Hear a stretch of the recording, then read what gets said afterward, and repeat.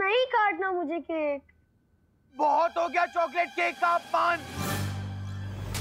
1 घंटे से देख के जा रहा हूँ, रिंकू का ड्रामा खत्म ही नहीं हो रहा है। हटो, मैं ही केक को काट लूंगा आज तो। अरे रिंकू भैया क्या कर रहे हो आप? रिंकू बर्थडे बॉय है, उसका ड्रामा करना बनता है, लेकिन तुम क्यों ड्रामा कर रहे हो? अरे चिंटू, चिंटू, अरे चिंटू, अरे चिंटू, अरे कंट्रोल भाई कंट्रोल। अरे अरे अरे अरे आराम से। चिंटू को ही केक काटने दो, एटलीस्ट उसके मन में थोड़ी सी तो एक्साइटमेंट है। अरे क्यों रिंकू, तुम्हें खुद का बर्थडे सेलिब्रेट करने की एक्साइटमेंट नहीं है क्या? क्या हुआ शालिनी जी, रिंकू इतना रूठा हुआ क्यों है? रिंकू के हर बर्थडे पर मैं उसे किसी हिस्टोरिकल मॉन्यूमेंट को दिखाने लेकर जाती हूँ, पर इस बार लॉकडाउन की वजह से उसे कहीं लेकर नहीं जा पाई, बस इसीलिए रूठा हुआ है।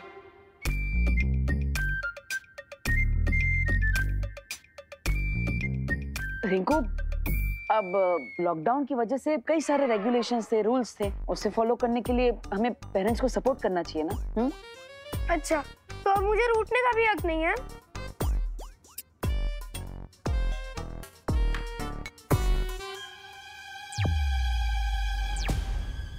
पार्टनर, रिंकू अपने बर्थडे के दिन रो रहा है, ये मुझे अच्छा नहीं लग रहा है। मुझे भी अच्छा नहीं लग रहा है। हम एक काम करते हैं, इसे ऐतिहासिक स्मारक दिखाने के लिए इजिप्ट ले चलते हैं। Great idea partner. रिंकू को पिरामिड दिखाने के बहाने हम वो दुर्लभ कुंजी भी ढूंढ सकते हैं। ये भी खुश हो जाएगा और हमारा काम भी हो जाएगा। और तिम्नासा को शक भी नहीं होगा कि हम वहां पर दुर्लभ कुंजी ढूंढने गए हैं। अरे कोई बात नहीं रिंकू, मैं एक काम करता हूँ, मैं बालवीर से रिक्वेस्ट करूंगा कि वो तुम्हें किसी ऐतिहासिक स्मारक पे घुमाने ले जाए। हाँ, और वो भी नेशनल नहीं, इंटरनेशनल मॉन्यूमेंट, इजिप्ट के पिरामिड। सच? बालवीर ऐसा करेंगे? ऑफ कोर्स लेके जाएंगे, वो बच्चों से बहुत प्यार करते हैं, राइट? बिल्कुल राइट अनन्या दीदी।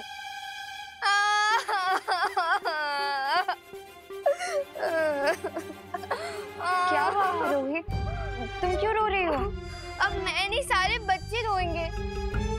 बालवीर सिर्फ रिंकू को लेके जाएंगे इजिप्ट, हम बच्चों को नहीं।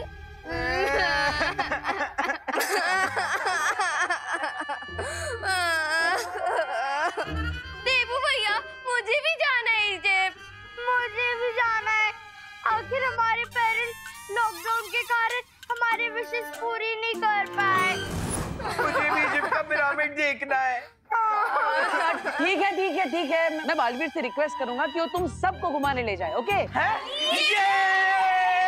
बालवीर अगली दुर्लभ कुंजी ढूंढने की बजाय बच्चों के साथ पिकनिक पे जा रहा है, कुछ तो गड़बड़ है।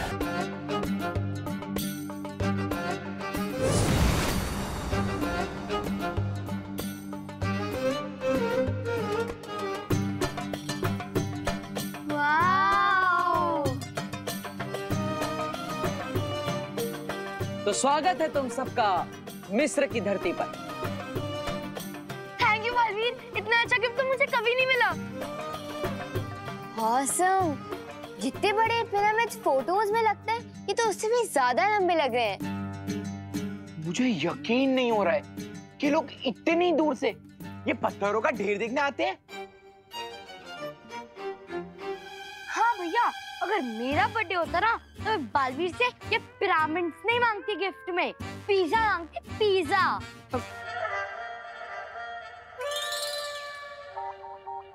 काश देबू भैया भी होते हमारे साथ इस ट्रिप पे।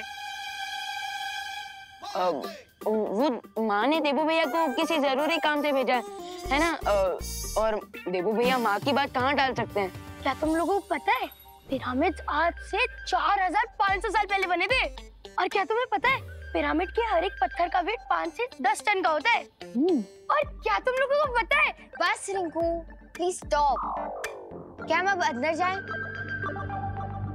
रिंकू, माना कि आज तेरा बर्थडे है, लेकिन अगर तू ही हमें सब कुछ बता देगा तो फिर हम देखेंगे क्या? हाँ, तो अब पिरामिड के अंदर चलें? हाँ चलो। जाओ बच्चों, चलो चलो जाओ। वैसे पार्टनर, हमने इन बच्चों को यहाँ लाकर कोई मिस्टेक तो नहीं कर दी ना? तुम्हें ऐसा क्यों लगता है? क्योंकि हम यहाँ आए हैं किसी दूसरे मकसद से, लेकिन इन सबको कवर बना के। नहीं विमा, चिंता करने की जरूरत नहीं है, क्योंकि तिम्नासा को अभी इस सब के बारे में कुछ नहीं पता। और मैंने ध्वनि परी और ज्वाला परी को भारत नगर में नजर रखने के लिए बोला है। अगर कुछ भी होगा तो वो हमें सतर्क कर देगी। ओके, फिर तो ठीक है। अब मैं वो दुर्लभ कुंजी ढूंढने जा रहा हूँ, तुम बच्चों के साथ रहो। ओके। एक पल रुको, ज्यादा चिंता मत करो और बेफिक्र हो के इस सैर का मजा लो। तभी तो किसी को हम पर शक नहीं होगा कि हम यहाँ पे किसी मकसद से आए। ओके।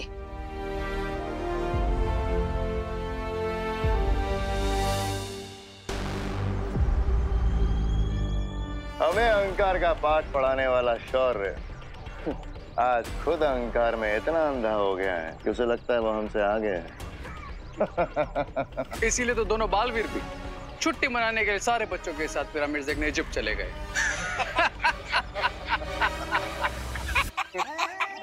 पहली असली कुंजी हमारे पास है और ये लोग वाले नकली कुंजी पाकर खुशी में ही मस्त हुए जा रहे हैं।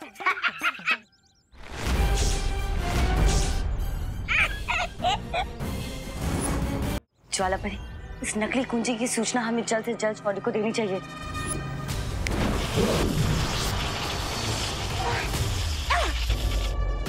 सॉरी परियों, लेकिन अब मेरे इस मैजिक के कारण ना तो तुम कोई मैजिक कर पाओगी और ना ही अर्थ के एटमॉस्फेयर के बाहर जा पाओगी।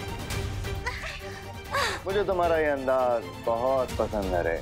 हमला पहले करते हो और बात बात में। भाई राजा, आप अपना अंदाज अपने पास रखिए। वो देखिए, परियां भाग रही है।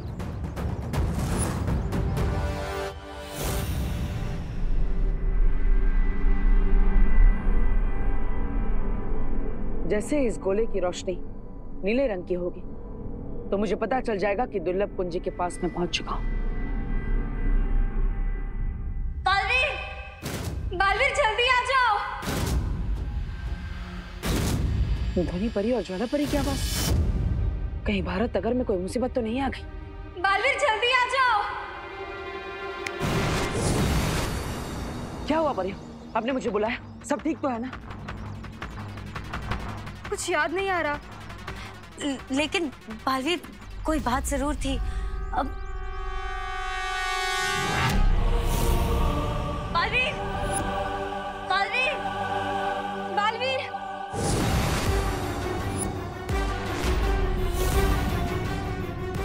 तिम्नासा, मौत, मुसीबत और तिम्नासा बिना बताए ही आते हैं।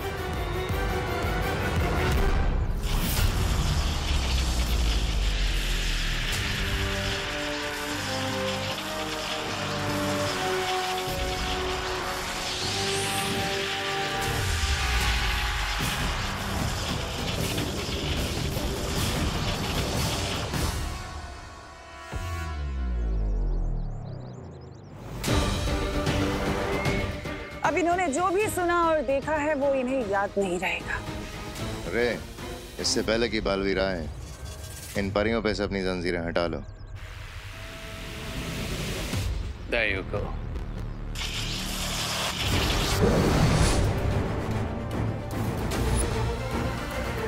परियों ने अगर संतोषजनक जवाब नहीं दिया तो बालवीर को शक हो सकता है तिम्नासा। कोई बात नहीं, अभी इनके मन में एक सवाल डाल देती हूँ। हाँ, याद आ गया। वो हम पूछना चाहते थे कि वो दूसरी दुर्लभ कुंजी हमें कब मिलेगी। लेकिन परियों, आपको तो पता ही है कि मैं मिस्र की धरती पर उस दुर्लभ कुंजी को ढूंढने के लिए ही गया। नहीं, हम ये जानना चाहते थे कि वहाँ कोई समस्या तो नहीं हुई है? नहीं, अभी तो वहाँ पर कोई समस्या नहीं है, क्योंकि तिम्नासा को ये लगता है कि मैं मिस्र बच्चों को सैर कराने के लिए लेकर गया, जबकि असल में मैं उस कुंजी को ढूंढने के लिए ही गया। ठीक है बालवीर, तुम जाओ और सफल होकर लौटो। हाँ ज्वाला परी, आप भी संभल कर रहिएगा। पता नहीं तिम्नासा कौन से चाल चलते। हाँ बालवीर। यानी दूध से गैया और पनीर खाए हलवाई। यूं तो हम अपना राज छुपाने की बहुत कोशिश कर रहे थे, लेकिन इन बेचारों का खुद का ही राज ओपन हो गया। और इस जीत का सारा श्रेय मुझे जाना चाहिए, क्योंकि मैंने भैरानी को बुलाया था, है ना भैरानी? श्रेय भी मिलेगा, तौबा तौबा, और इनाम भी। बस कुछ वक्त और। अब तुम लोग जाकर इन परियों को अपने कब्जे में ले लो, इससे पहले कि इन लोगों की याददाश्त वापस आए, क्योंकि हमारे पास बस 4 पहर का ही वक्त है। चिंता मत करो तमन्ना, बहुत जल्द वो दोनों परी हमारे कब्जे में होंगे। ठीक है भैमार,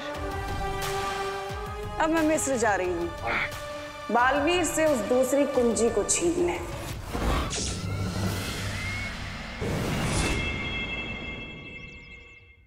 वाह, क्या तुम लोगों को पता है? अरे क्या शूशु, बर्थडे मेरा, बर्थडे की ट्रिप भी मेरी, और तुम लोग मुझे ही चुप करा रहे हो। How rude.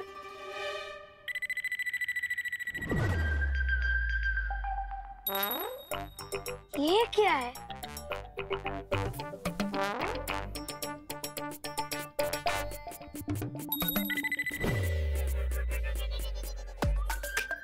अरे ये तो कोई लिपि है, लेकिन इसके बारे में तो मुझे कोई इन्फॉर्मेशन ही नहीं है। ओह थैंक गॉड, कोई ऐसी चीज तो है जिसके बारे में रिंकू को इन्फॉर्मेशन नहीं है।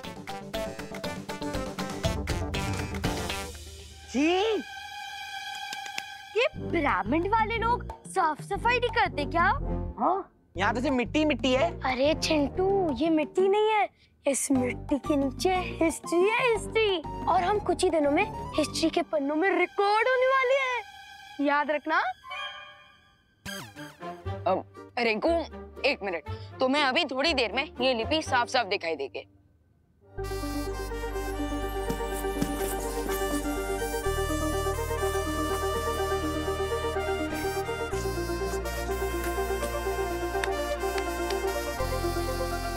अरे ये तो हेरोग्लिफ लैंग्वेज में लिखा हुआ है, लेकिन अब हम इसे पढ़ेंगे कैसे? रिंकू, अगर तुम इतनी दूर आकर भी यहाँ की कहानी ना समझ पाए तो क्या फायदा? तो एक मिनट,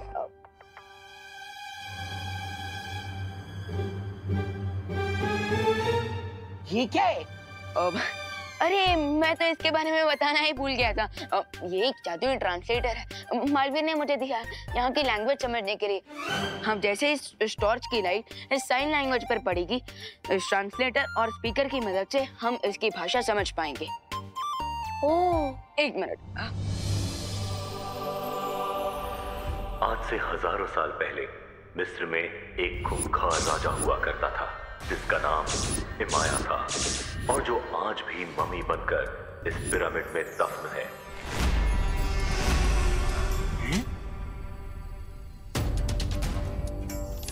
राजा इमाया के पास काली शक्तियों वाला एक ताज था, जिसे पहनने के बाद इमाया के अंदर काली शक्तियां समा जाती थी। इस ताज की मदद से राजा इमाया ने मौत की सेना तैयार कर ली थी, और उस सेना के इस्तेमाल से वो पूरी दुनिया पर बुराई का राज स्थापित करना चाहता था।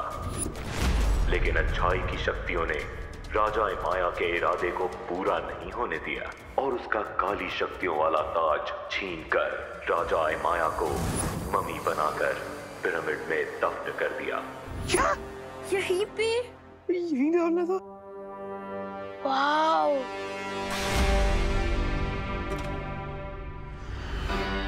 अच्छी शक्तियों का सेनापति जमजमा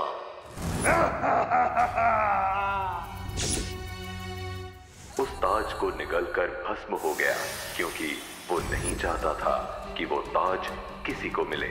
लेकिन अभी भी वो काली शक्तियों वाला ताज नष्ट नहीं हुआ है। उस ताज को पूरी तरह से भस्म करने वाली 3 वस्तुएं, मशाल, तेल और चिंगारी, इसी पिरामिड के 1000 कमरों में से किसी 3 कमरों में रखी हुई है। राजा इमाया अभी भी जिंदा है। क्या? और किसी अच्छी शक्ति की ऊर्जा का इंतजार कर रहा है।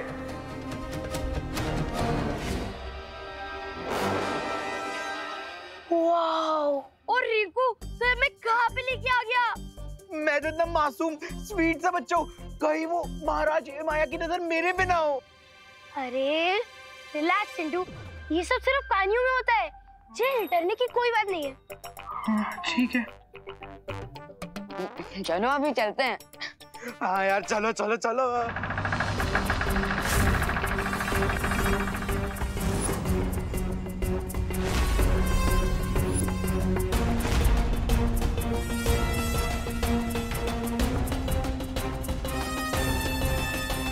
एक मिनट, ये रास्ता तो पहले यहाँ पर नहीं था, ये अचानक से यहाँ पर कैसे आ गया? चलो नीचे जाकर देखते हैं। अबे मरने का तुझे? अरे चलो ना, कुछ इन्फॉर्मेशन मिल जाएगी। अभी सब लोग जा रहे हो ना, इसलिए मैं भी चल रहा हूँ। चलो चलो चल। तो यहाँ इन पिरामिड्स में छुपी है दूसरी दुर्लभ कुंजी। बालवीर, तुम्हें क्या लगा तुम उसे इतनी आसानी से हासिल कर लोगे? अभी तो खेल शुरू हुआ है। आराम से। ओह माय गॉड, यहाँ पे तो और भी कुछ लिखा हुआ है। एक मिनट, मैं ट्रांसलेट करता हूँ। मौत, मौत, मौत,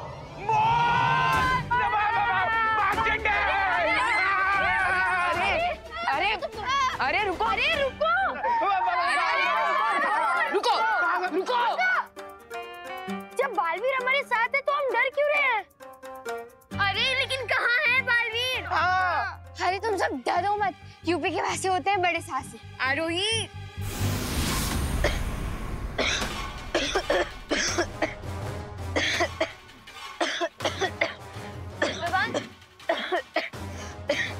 भगवान, तो ठीक तो है ना?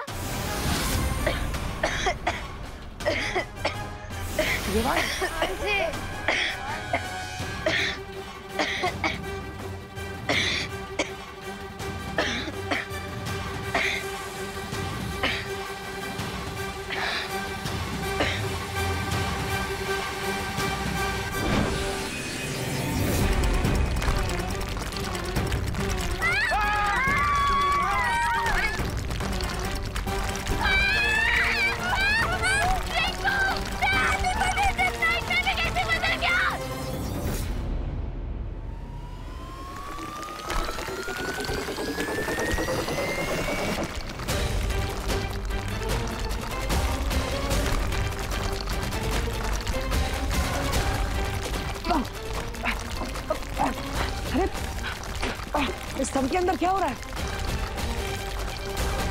कहीं बच्चे खतरे में तो नहीं? मुझे बच्चों की सुरक्षा करने के लिए जाना ही होगा। सब लोग इन बच्चों से बचो।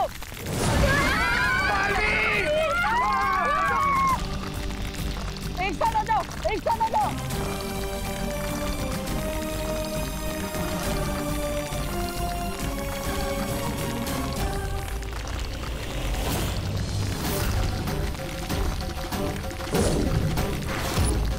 जिस बच्चे ने उस ताबूत पर रखे पत्थर को छुआ है वो बहुत ही शक्तिशाली है, इसीलिए सदियों बाद मैं जाग गया हूं।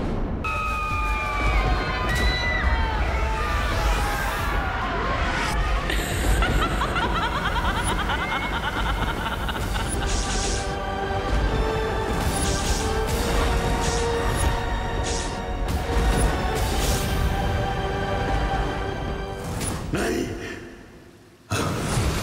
क्या बात है शौर्य, आपने हमें बुलाया? हाँ बालवीर, मुझे उम्मीद थी कि पहली दुर्लभ कुंजी मिलने के बाद धरती पर आने वाला खतरा कुछ कम हुआ होगा, लेकिन मुझे भविष्य का बहुत ही भयानक अंदेशा हो रहा है। इसका क्या अर्थ है शौर्य? इसका अर्थ यही है कि हमें बाकी 3 कुंजियां प्राप्त करने में किसी भी तरह की देरी नहीं करनी चाहिए। तो फिर शौर्य, आप जल्दी से हमें अगली चाबी का एड्रेस बता दीजिए, हम अभी चाबी लेने निकल जाते हैं। तुम्हें अगली दुर्लभ कुंजी मिस्र के पिरामिड में मिलेगी। मुझे लगता है विवान और बालवीर को मिस्र जाकर दूसरी चाबी ढूंढनी चाहिए। हाँ, और तब तक हम इस मिल जाती हैं। हमें अपना हर कदम गुप्त रूप से उठाना चाहिए ताकि तिम्नासा को इस बात की भनक न लगे। हाँ शौर्य, आप बिल्कुल सही कह रहे हैं। ठीक है शौर्य, अब आप हमें ये बताइए कि मिस्र में 3 शुंडाकार स्तंभ हैं, उन तीनों में से किस स्तंभ के अंदर हमें वो कुंजी मिलेगी? इस बात का पता तुम्हें खुद लगाना होगा। मैं केवल ये बता सकता हूँ कि दूसरी दुर्लभ कुंजी में बर्फ जैसी ठंडक है और इसीलिए उसे रेत की गर्मी के बीच में छुपाया गया है। और तिम्नासा को इस मिस्र की यात्रा के बारे में पता न चले, इसलिए हमें कोई योजना बनानी होगी। करेक्ट, ताकि टिम्मी आंटी को भनक भी ना लग पाए और हम दूसरी चाबी ले आए। भनक तो मुझे लग गई है, लेकिन जब तक वीरलोक वाले कोई अगला कदम नहीं उठाते तब तक हमें रुकना होगा। मगर क्यों तिमनासा?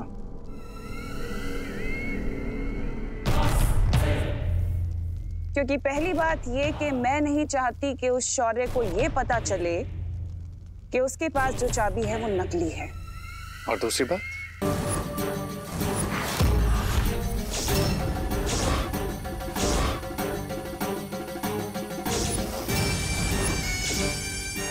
जिस बच्चे ने उस ताबूत पर रखे पत्थर को छुआ है वो बहुत ही शक्तिशाली है।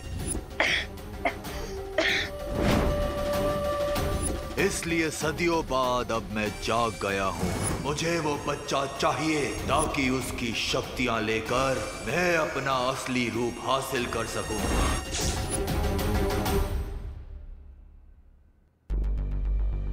कहीं विवान और अनन्या का शक सही तो नहीं है? शुंडाकारी स्तंभ में जो हुआ वो किसी खतरे की घंटी तो नहीं थी, जिसे मैं समझ नहीं पा रहा।